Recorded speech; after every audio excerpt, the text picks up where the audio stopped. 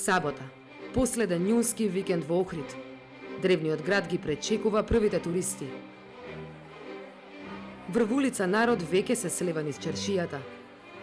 Но меѓу туристите и едни сосема неочекувани гости. Таинствена странска владина делегација дојде во мисија во чаршијата.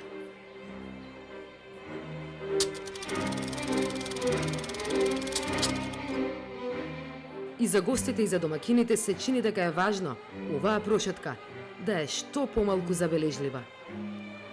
Никој не разбра дека таа ноќ во Охрид дојде еден од најмокните политичари во Турција, председателот на турскиот парламент. Дестинација Охридскиот чинар, локација Алпашината џамија, каде што се гради староновото минаре со пари на турската влада. Во екипата на домакините седи уште една личност, озогласен локален мокник, Нефи Усеини. Знаејќи или не, турскиот шеф на парламентот таа вечер се најде во друштвото на експонираната личност во медиумите.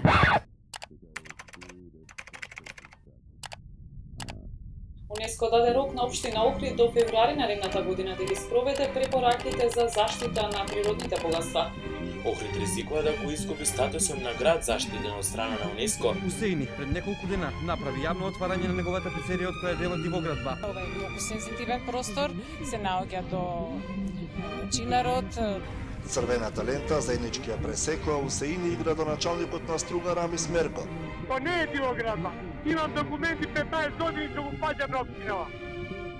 Законот мора да важи еднакво за сите. Така да апелирам до сите граѓани, па и до почитуваниот господин советник Нефи, да си отстрани дивоградбите кои што не може да се легализираат, односно немаат никакво право за легализација.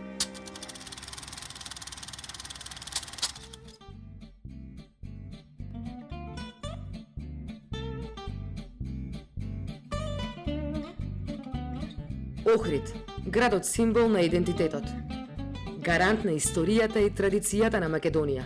Или градот со најстарото езеро во Европа.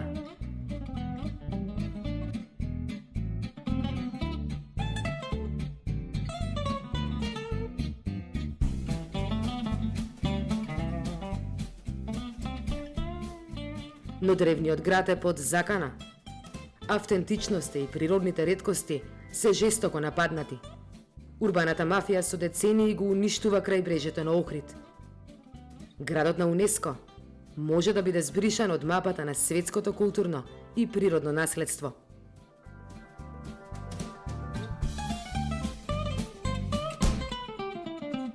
Кога ќе го видите овој хаос на секаде околу Охрид, како вие се чувствувате како охриѓанец и како предпоставувам млад и прогресивен човек кој гледа што се случува во најубавиот град во Македонија?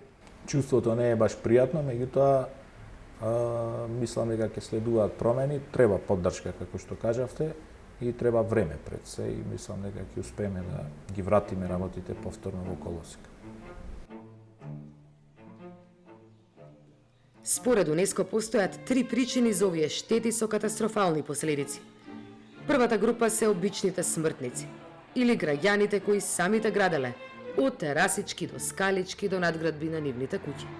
Ова е социјалната група, која ги прифаќа правилата на системски прифатеното безредие и ги крши законите, колку минимално да ги подобри условите во својот живот.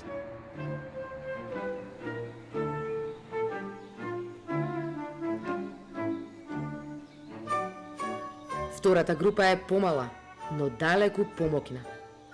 Од урбаната узурпација на Охрид, тие прават пари. Ова е профилот на оние кои се забележани во регистерот на дивоградби во градот. Граделе хотели, ресторани и важни објекти. За нив се сечеле шуми во национални паркови.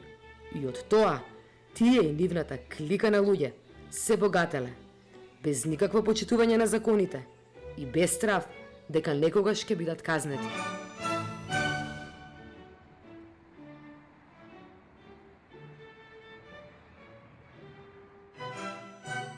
Значи во услови кога државата носела разноразни закони за легализација, кој што помене закон за легализација сите тие основни измени на законите, еден од најлошите закони некојаш донесен во Македонија, поради тоа што ајде што легализираме диво изградени објекти, па им дозволуваме да ги легализираат за 1 евро. Значи за ниска цена на платат. Меѓутоа сепак тоа е закон и голем дел од граѓаните своите нелегално изградени објекти ги легализира, меѓутоа проблемот е што тој закон се злоупотреби и голем дел од објекти кои што не беа за легализација ради законски пропусти, луцидноста на граѓаните дојде до израз и тие си го искористија. Сега. Не. Нема такви објекти? Не. Тоа е набршувано. Кои се тие мокни поединци?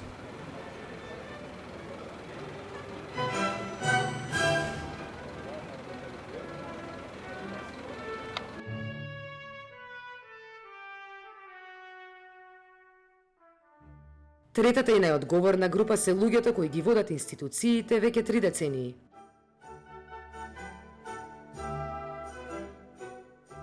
Од внатре и во сенка, од инспектори до суди и обвинители, раководители, градоначалници, министри, премиери.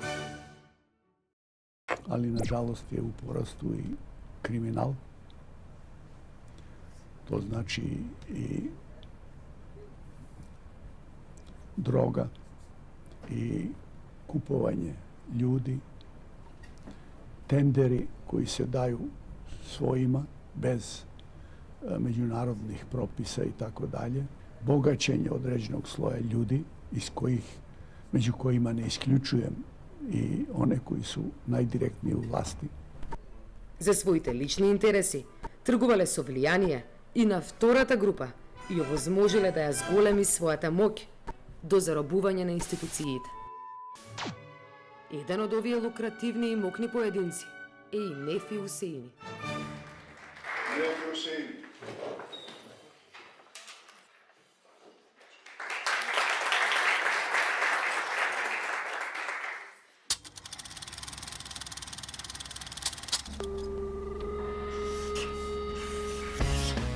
Во 1995 година, младиот Нефи Усеини од Охрид ќе изврши тешка кражба. Судот во Ресен следната година ќе го осуди на 3 месеци затвор, под услов да не стори повторно кривично дело. Но Нефи никогаш нема да ги одлежи оние 3 месеци. Иако кривичното дело го повторил пак во 96-та година, во 99-та, во 2001-та и пак и пак и пак. Секоја година правел по најмалку едно кривично дело, насилство, тешки кражби, предизвикување општа опасност, фалсификување патни исправи, загрозување на безбедноста. Не одлежал ниту еден ден затвор. И некако секогаш успевал да го надитри судскиот систем. Не е познато како Нефи Усеини го заработува своето богатство, но како деловен човек, прв пат се легитимира во 2010 година. Ја отвара градежната компанија Нефи ИК. Важи за партиски теренец и трговец со гласови. Председател е на огранокот на ДУИ, советник е во општината, добива јавни тендери и воглавно прави што сака.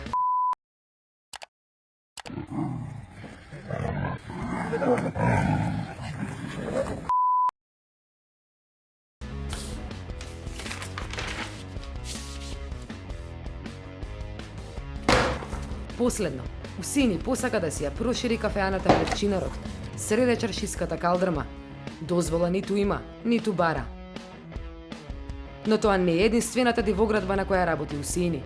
До градбата на Минарето, на 10 метри од Чинерот, каде што ортачи со турската влада, исто така нема дозвола. Ние извршивме тамо запечатување на градилиштето и поставивме жолта лента. И немаше работи извесно време. После тоа, инвеститорот продолжи да ја гради градбата и сега имаме тамо класична дива градба. И поради тоа што е во Староградско јадро, сега е надлежен, а станува збор за дива градба, не за настрешница, која ќе е затворена, сега е под надлежност на Државен градски инспекторат. Задоволни сте од дивната работа во Охрид? Чувствувате дека имате поддршка од државните институции во обидите да се справите со овие проблеми? Поддршката треба да биде поголема и соработката треба да биде поголема. Од кого конкретно? Да лоцираме одговорност. И од полиција, и од обвинителство, и од Државен градски инспекторат, од сите надлежни, и од завод и музеј.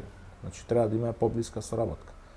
Меѓутоа решенијата кои што ние сме ги донесле се уште валидни и кога ќе има отстранување на диви градби, како и сите други диви градби, така и таа дива градба ќе биде третирана.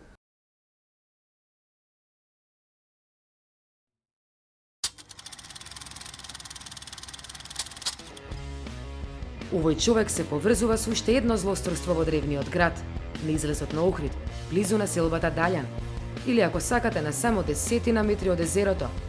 Непознат инвеститор гради огромна бетонска база, не на државно, туку на земјиште на исламската верска заедница.